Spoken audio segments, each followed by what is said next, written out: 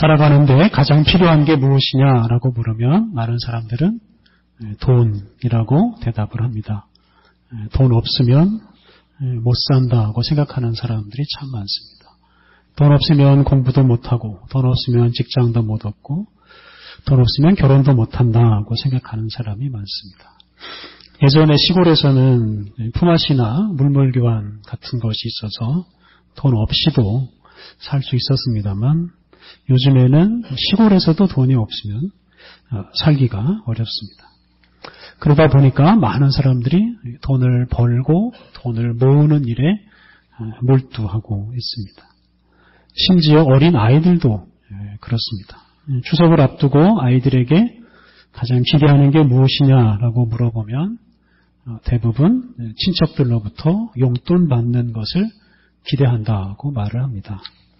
아이들도 돈이 생기면 어른들이 좋아하는 것만큼이나 좋아합니다. 우린 정말로 돈을 소중하게 여기는 시대를 살고 있습니다.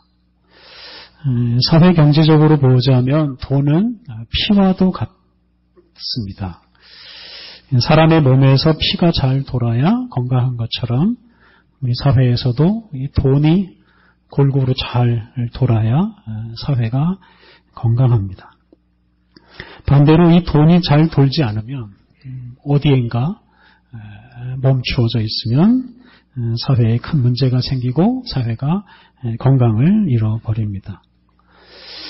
이번 주 수요일부터 김영란법이라는 게 시행됩니다. 김영란법은 공직자들이 금품을 수수하는 것을 방지하는, 금지하는 법입니다. 이 법의 시행으로 경제가 위축될 거라고 걱정하는 사람도 있습니다만, 이 법이 시행되면 우리나라의 부정부패가 획기적으로 개선될 것이라고 기대하는 사람도 많습니다. 저는 개인적으로 이 김영란법은 돈이 이상한 방향으로 돌아가는 것을 막는 법이라고 부르고 싶습니다. 돈이 정말 필요하고 특히 가난하고 약한 사람들에게 많이 흘러들어가야 하는데, 이 정반대로 돈이 힘 있는 사람에게 또 부자들에게 흘러가는 일들이 참 많습니다. 근데 그런 걸 좀 막고 이런 돈의 흐름을 정상화하는 법이 바로 김영란법이 아닌가 생각합니다. 우리 사회가 타락해서 이 가난하고 약한 사람들에게 돈을 주지 않고 정반대로 부자나 권력자들에게 돈을 가져다 바치는 일들이 참 많습니다. 그런 돈을 가리켜서 뇌물이라고 하지 않습니까? 그런 뇌물이 많아지면 많아질수록 우리 사회는 더 나빠지게 될 것입니다. 돈이 우리 사회의 피와 같고 그 돈이 사회 곳곳에 잘 흘러가야 우리 사회가 건강해집니다. 그런데 우리 현실을 보면 이 돈이 잘 흘러다니질 않고 한 곳에 쌓여 있는 경우가 많습니다. 한국은행에서 5만 원권을 발행하면 그 중에 절반은 유통이 되질 않고 어디 집안에 그냥 쌓입니다. 5만 원권 회수율이 절반밖에 되질 않습니다. 2014년에는 5만 원권 회수율이 26%, 4분의 1 정도밖에 되질 않았었습니다. 우스갯소리로 5만 원권 실종 사건이 벌어지고 있습니다. 그러니까 실종된 5만 원권이 지금 어디인가 쌓여 있어서 이 돈이 돌지 않고 그냥 거기에 멈춰 있습니다. 기업들이 어렵다고는 하지만 많은 기업이 돈을 쌓아놓고 투자를 하지 않고 있습니다. 기업들마다 소위 사내 유보금이라는 걸 많이 가지고 있습니다. 28개 재벌 기업이 쌓아놓은 돈이 500조 원이 넘는다고 합니다. 기업뿐이 아닙니다. 이 돈을 쌓아놓고 있는 대학들도 많습니다. 대학에 쌓여있는 돈이 8조 원이 넘는다고 합니다. 그러니까 이렇게 개인이나 여러 기업이나 단체들이 돈을 쌓아놓기만 하고 그걸 사용하지 않고 오히려 더 모으려고만 하다 보니까 이 돈이 필요한 사람에게 제대로 흘러가지 않고 그로 인해서 우리 사회는 점점 병들어 가고 있습니다. 돈이 참 중요한데 그 돈이 한 곳에 쌓여 있기만 하면 그 돈은 의미도 없고 또 그것 때문에 우리 사회에 해로운 일들이 참 많이 생깁니다. 오늘은 이 성경 말씀을 통해서 돈에 관한 말씀을 전하려고 합니다. 우리가 누가복음 16장 후반부를 읽었습니다만 누가복음 16장 전체가 이 돈에 관한, 재물에 관한 말씀입니다. 예수님도 이 재물을 아주 중요하게 여긴 것이 분명합니다. 그렇기 때문에 아주 이렇게 길게 재물에 관한 말씀을 하셨습니다. 누가복음 16장뿐만 아니라 누가복음 여러 곳에서 예수님께서는 재물에 관한 말씀을 하셨습니다. 가장 유명한 말씀을 꼽자면 18장, 누가복음 18장 25절에 나오는데요. 부자가 하나님 나라에 들어가는 것은 낙타가 바늘구멍으로 들어가는 것보다 더 어렵다라고 말씀을 하셨습니다. 이 말을 쉽게 해석하면 부자는 하나님 나라 들어갈 수 없다, 이런 뜻이 됩니다. 예수님께서 이 말씀을 하실 때 한 부자 청년에게 가진 것을 다 팔아서 가난한 사람들에게 나눠주고 그 다음에 당신을 따르라고 말씀을 하셨습니다. 그러니까 부자로서는 예수님을 따를 수가 없고 가난한 사람이 되어야 예수님을 따를 수 있다는 뜻입니다. 사실 많은 돈을 쌓아놓은 사람은 돈 관리하는 일에 여념이 없기 때문에 예수님을 따르는 일을 사실상 할 수가 없습니다. 그러니까 그 돈을 다 처분한 다음에 따르라고 하신 겁니다. 누가복음 16장을 전체적으로 보면 예수님은 돈을 쌓아놓지 말고 쓰라고 말씀하십니다. 돈을 사용해서 친구도 만들고 돈을 사용해서 선한 일을 해야 돈의 의미가 있습니다. 반대로 그냥 돈 자체를 좋아하고 돈을 쌓아놓는 것을 좋아하는 사람은 하나님 나라에 합당하지 않다고 말씀하십니다. 오늘 본문에 나오는 부자도 바로 이 돈을 쌓아놓는 데만 열중하는 사람입니다. 오늘 본문 19절부터 21절을 보면 부자는 자기를 위해서 재물을 쌓아놓고 그것으로 호의호식하며 삽니다. 반대로 거지 나사로는 가진 것이 하나도 없어서 굶주림과 질병에 시달리면서 삽니다. 거지 나사로가 그 부자의 집 앞에서 살았는데도 그 부자는 자기 집 앞에 있는 나사로에게 돈을 한 푼도 쓰지를 않았습니다. 그런데 죽은 뒤에 두 사람의 입장이 완전히 바뀌고 맙니다. 22절부터 24절을 보면 나사로는 아브라함의 품에서 안식을 합니다. 반면에 부자였던 사람은 불구덩이에서 물 한 모금 마시지 못하고 고생을 하고 있습니다. 25절 말씀은 이들이 이렇게 처지가 뒤바뀐 이유에 대해서 설명합니다. 25절 아브라함이 이르되 너는 살았을 때에 좋은 것을 받았고 나사로는 고난을 받았으니 이것을 기억하라. 이제 그는 여기서 위로를 받고 너는 괴로움을 받느니라.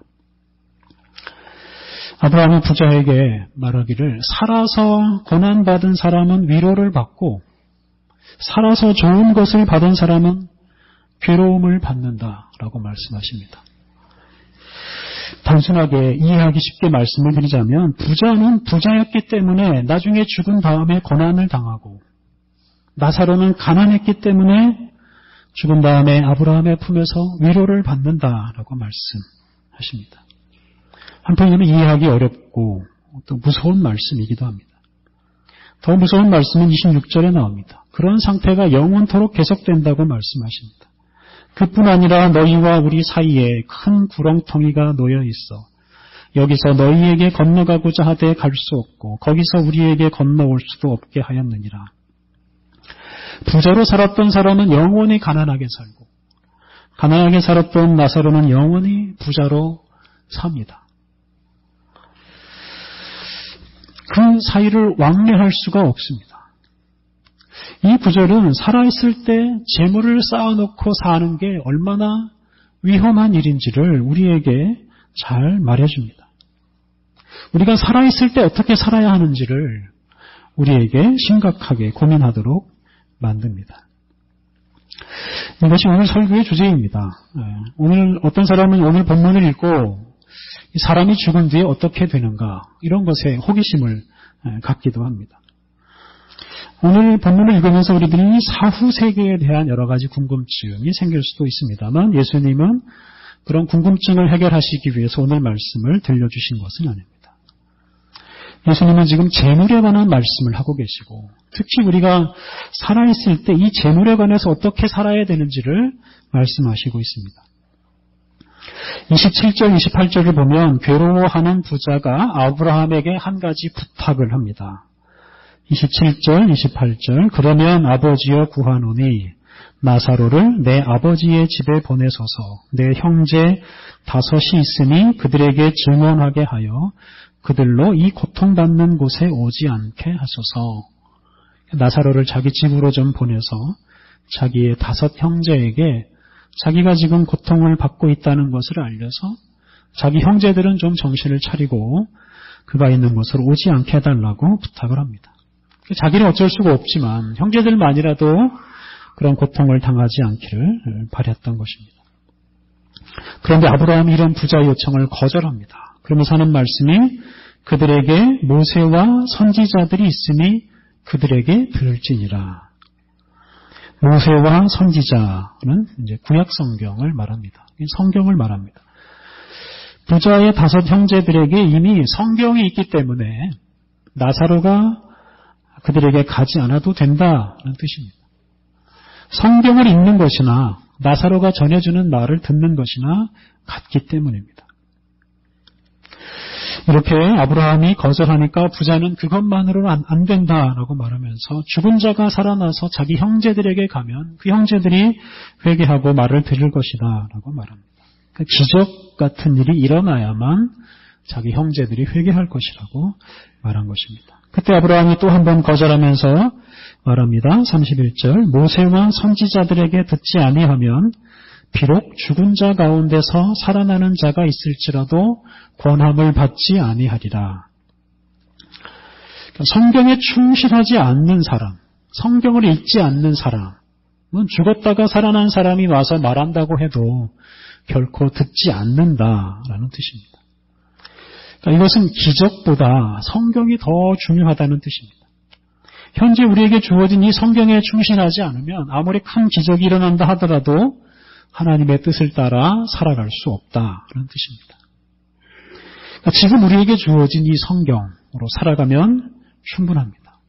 특히 성경을 따라서 살면 우리가 재물에 집착하지 않고 재물을 쌓아놓지 않고 살 수 있고 그 결과 하나님 나라에서 위로받으며 살아갈 수 있습니다.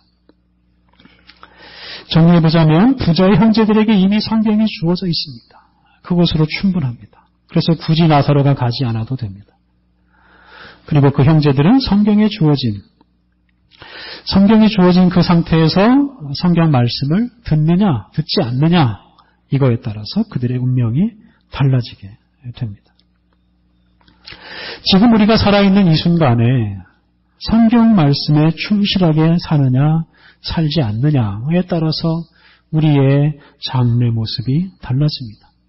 특히 현재 우리에게 주어진 이 재물을 성경 말씀을 따라서 사용하느냐 그렇지 않고 쌓아놓느냐에 따라서 우리의 장래 모습이 달라집니다. 성경을 무시하고 단지 재물을 쌓아놓기만 하면 본문 속의 부자와 같은 꼴을 당하고 말 것입니다. 오늘 봉독한 구약의 말씀을 보면 하나님께서 감옥에 갇힌 예레미야에게 땅을 사라고 명령합니다. 감옥에 갇힌 사람에게 땅을 사라는 게 사실은 이해하기 어려운 말씀입니다. 특히 그동안 예레미야는 나라가 바벨론에게 망한다는 말씀을 선포했습니다. 그래서 조금 있으면 이 나라의 소유권 전체가 다른 나라 바벨론에게 넘어가고 맙니다. 많은 사람들은 그런 예레미야의 말을 믿지 않았지만 예레미야 자신은 이제 곧 그런 일이 실현된다는 걸 분명하게 알고 있습니다. 그런 상황에서 땅을 산다는 게 얼마나 어리석은 일입니까? 땅을 사봐야 외적의 손에 넘어가고 말 것입니다. 다시 해방된다고 하더라도 그때에는 예레미야는 죽고 없는 때입니다. 그런데 예레미야는 땅을 사라는 하나님 말씀에 순종합니다. 은 17세계를 달아주고 밭을 삽니다. 그리고 매매 증서를 받습니다. 예레미야는 많은 사람들이 보는 앞에서 그 매매 증서를 바룩이라는 사람에게 보내고 바룩에게 그 매매 증서를 토기에 담아서 오랫동안 보존하라고 명령을 합니다. 그것이 하나님의 뜻이었습니다. 15절을 보면 하나님께서 예레미야에게 밭을 사게 하신 이유가 나옵니다. 남아국 유다가 망해서 백성들이 그 땅을 다 잃어버리지만 나중에 그 땅을 다시 찾게 될 날이 올 것을 알리시기 위해서 하나님께서 예레미야에게 그 망하는 나라의 땅을 사게 하셨습니다. 예레미야는 돈을 지불하고 밭을 샀습니다. 그게 자기 자신에게는 아무런 유익이 없습니다. 손해보는 일이었습니다. 바보 같은 짓이었습니다. 하지만 예레미야는 후세대에게 희망을 주기 위해서 하나님께 순종했고 아까운 돈을 썼습니다. 예레미야가 잘 보존하라고 한 그 매매 증서, 바로 그 매매 증서가 사람들에게 희망을 주었습니다. 망한 나라 백성들이 그 예레미야가 남겨놓은 그 매매 증서를 보면서 언젠가는 이 땅을 찾을 날이 올 것이라는 희망을 품었고 그 희망을 품고 힘든 현실을 이겨냈습니다. 이것이 바로 성경이 말하는 돈 쓰는 방법입니다. 예레미야가 낭비했다고 볼 수 있는 그 돈 덕분에 사람들이 희망을 품고 살 수 있게 되었습니다. 이런 말씀을 따라 사는 것이 바로 영생을 준비하는 길입니다. 이번에 저희 가정이 새로 지은 학사 건물로 이사하면서 그동안 쌓아놓은 짐을 많이 버렸습니다. 지금도 버리고 있습니다. 저는 주로 책이나 여러 가지 자료들을 버렸는데요. 아주 독한 마음을 품고 마구마구 내다 버렸습니다. 덕분에 그 폐지를 수집하시는 할머니께서 정말 좋아하셨습니다. 다들 그렇지만 살다 보면 집안에 물건이 많아집니다. 그리고 특별한 계기가 없는 한 그 물건들이 집안에서 한 자리씩 차지합니다. 그리고 몇 년 동안 한 번도 사용되지 않은 채로 남아있는 물건들도 많습니다. 그러다 보면 집이 이게 창고처럼 변할 수가 있습니다. 쓸모없는 물건들은 짐이 되어서 살아있는 사람들의 생활을 방해할 수가 있습니다.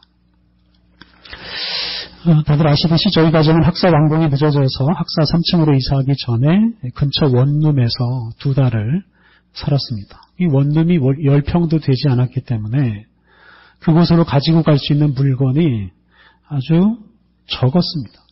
지금 집에 있는 물건의 한 20분의 1 정도 또 안 되는 적은 물건들을 가지고 2달을 살았습니다. 그런데 잘 살았습니다. 불편한 것이 없진 않았지만 사는데 지장이 별로 없었습니다. 여러분 가정도 마찬가지일 거라고 생각합니다. 지금 가지고 있는 것에 10분의 1만 가지고 있어도 사는데 그렇게 큰 지장이 없을 것입니다. 만약에 대한민국의 모든 가정이 지금 집에 쌓여있는 물건들을 다 내놓고 필요한 사람들에게 가져가게 한다면 우리가 사는 세상은 금방 달라지게 될 것입니다. 좀 더 적극적으로 말하자면 그리 필요하지 않은 물건들 사지 않고 대신 더 필요한 곳에 그 돈을 사용한다면 우리가 사는 세상은 더 밝아지게 될 것입니다. 병원에 가서 건강검진을 받으면 웬만한 사람은 다 과체중이라는 판정을 받습니다. 저도 마찬가지입니다. 병원에 가면 체중 줄이라는 말을 듣습니다. 지금 저의 몸무게는 20년 전보다 15kg이나 더 많습니다. 과체중이 우리 몸에 좋지 않다는 것을 우리가 잘 알고 있습니다. 우리 몸에 너무 많은 것을 쌓아놓고 살면 그게 우리의 건강을 위협합니다. 마찬가지로 우리 가정에 너무 많은 것을 쌓아놓고 살면 그것이 우리의 가정을 위협하고 더 나아가서 다른 사람들의 생명까지도 위협할 수 있습니다. 오늘 나눠드린 주간 경건생활 자료집을 보면 돈과 관련된 성경 구절들이 많이 나옵니다. 오늘 봉독한 말씀 외에도 디모데전서 6장 말씀이 기록되어 있는데요. 거기 보면 돈에 관한 참 무서운 말씀을 하십니다. 거기서 돈을 사랑함이 일만하게 뿌리라고 말씀을 하십니다. 그리고 자족하는 마음이 있어야 신앙생활을 제대로 할 수 있다라고 말씀하십니다. 지금 가지고 있는 것으로 만족하고 그래서 더 이상 가지려고 하지 않고 살 때 우리가 온전한 신앙생활을 할 수 있습니다. 돈을 사랑해서 그것을 우리 안에 쌓아두면 그것은 결국 악으로 변할 것이고 우리의 생활을 파괴하고 말 것입니다. 오늘 본 누가복음에서 예수님은 우리가 지금 살아있는 이 순간에 하나님 말씀을 따라서 재물을 어떻게 사용하느냐에 따라서 우리의 운명이 달라질 수 있다고 말씀하십니다. 이 말씀에 이의를 제기할 사람도 있습니다.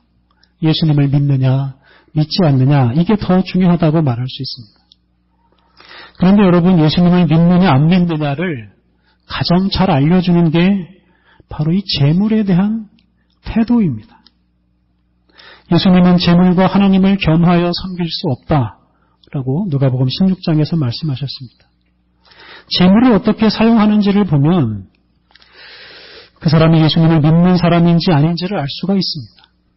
재물을 쌓아놓고만 사는 사람을 예수님을 믿는 사람이라고 말할 수 없습니다. 그 사람은 예수님 대신에 재물을 믿는 사람이라고 할 수 있습니다.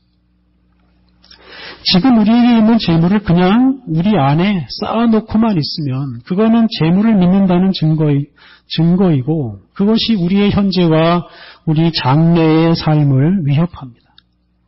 재물을 믿고 재물을 쌓아놓고 사는 것은 아주 위험한 인생입니다. 재물이 우리 안에 쌓여있지 않아야 합니다. 이 재물이 다른 곳으로 흘러가게 해야 합니다. 그게 바로 예수님을 믿는다는 증거입니다. 우리 인생이 재물을 쌓아두는 창고 같은 인생이 되지 않아야 합니다. 우리 인생이 재물을 필요한 곳으로 흘러보내는 강물과 같은 인생이 되어야 합니다. 사랑하는 성도 여러분, 하나님께서 우리에게 주신 많은 복, 그 복은 쌓아두라고 주신 것이 아닙니다. 사용하라고 주신 복입니다. 나를 위해서 쌓아놓기만 하면 그것을 주신 하나님을 불신하는 것입니다. 또한 한량없이 끊임없이 복을 내리시는 하나님에 대한 불신이기도 합니다. 우리를 먹이시고 우리를 입히시는 우리 하나님을 굳게 믿고 여러분의 재물을 쌓아두지 말고 사용하십시오. 특별히 가난한 이웃을 위해서 사용하십시오. 그것이 영원한 복락을 누리는 길입니다. 우리 함께 기도하시겠습니다. 예수님은 우리 위해 내어주신 하나님, 살과 피까지도 다 내어주시며 우리를 사랑하시는 하나님, 우리도 주님처럼 사랑하며 살게 하옵소서. 재물을 우리 안에 가두어 두지 않고 처분하게 하옵소서. 주님의 뜻을 위해, 가난한 이웃을 위해 재물을 사용함으로 우리의 믿음이 재물이 아니라 오직 예수님께 있음을 입증하게 하옵소서. 하나님 간절히 구하오니 재물에 대한 욕심이 주님 말씀을 깨닫고 실천하는 일에 장애가 되지 않게 하옵소서. 재물에 대한 욕심을 잘 물리침으로 주님의 말씀으로 온전히 깨닫게 하옵소서. 다들 부유하게 되려고 경쟁하고 그 경쟁 속에서 수많은 사람들이 상처받고 실패하는 이 세상에서 우리들이 재산을 처분하는 삶으로 세상을 치유하고 구원하는 놀라운 역사를 이루게 하옵소서. 예수님의 이름으로 기도드립니다. 아멘.